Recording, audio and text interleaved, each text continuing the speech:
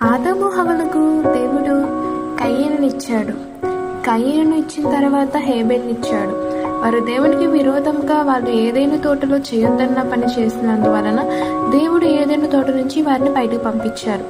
తర్వాత కయీను హేబేలు పుట్టారు. కయీను భూమిని సేదపరచువాడుగా ఉన్నాడు. హేబేలు గొర్రెల కాపరిగా ఉన్నాడు. కొంతకాలమైన తర్వాత కయీను పొలము పంటలో కొంత యెహోవాకు అర్పణగా తెచ్చెను. హేబేలు కూడా తన మందలో తొలిచూరును పుట్టిన వాటిలో క్రొవ్విన వాటిని కొన్ని తెచ్చి యెహోవా హేబేలుకు అతని అర్పణలను లక్ష్యపెట్టెను. కయీను అతని అర్పణను ఆయన లక్ష్యపెట్టలేదు. కాబట్టి కయీను మిక్కిలి కోపం వచ్చి అతడు తన ముఖము చిన్నపుచ్చుకున్నాడు. యెహోవా కయీనుతో ఇలా అన్నాడు, నీకు కోపమేలా? ముఖము చిన్నపుచ్చుకొని ఉన్నావేమి? నీవు మంచి పని చేసిన ఎడల తలనెత్తుకుంటావా? మంచి పని చేయని ఎడల వాకిట పాపం పొంచి ఉంటుంది.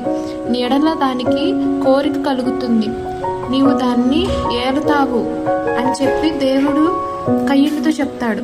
అయితే కయీను తన తమ్ముడైన హేబేలుతో మాట్లాడాడు.